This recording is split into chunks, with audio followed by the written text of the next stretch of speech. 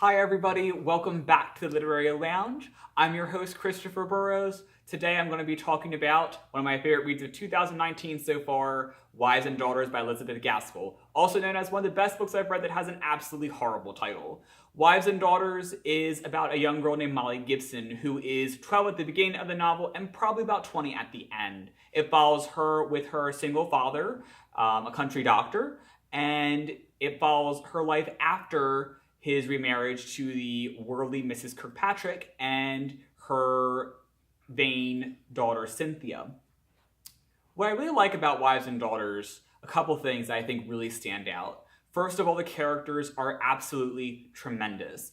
And I feel as though Molly, Mrs. Kirkpatrick, Cynthia, and a host of others are extremely well developed and thought out. I love the relationships that the characters get involved in. I think they work really well and never come across as forced. Also, I think that Gaskell is an absolute master of landscape description. You really feel that you were there in the town of Hollingford with Molly. You feel that you're exploring the meadow with her, that you are walking along the hedges with her, that you are exploring an old country farm with her. And I think that's part of what gives the book its signature Victorian feel.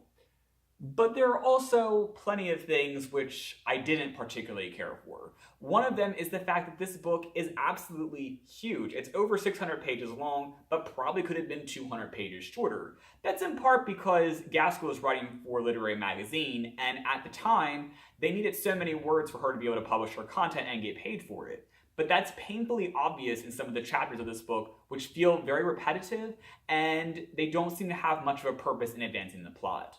Also, one of the major problems I think this book will present for a lot of people is the fact that it's actually unfinished. Even though it's over 600 pages long, Gaskell herself did not finish the final 20 pages or so of the novel, or what I feel would have been needed to complete the novel on her terms, given her very long-winded style. I feel that it would have been wonderful to see how she would have ended it in her words, even though we do very well know how it would have gone. It's very obvious from the preceding chapters that there's a very clear plan in place, and she did tell her plans for ending the novel to several of her friends before her untimely death.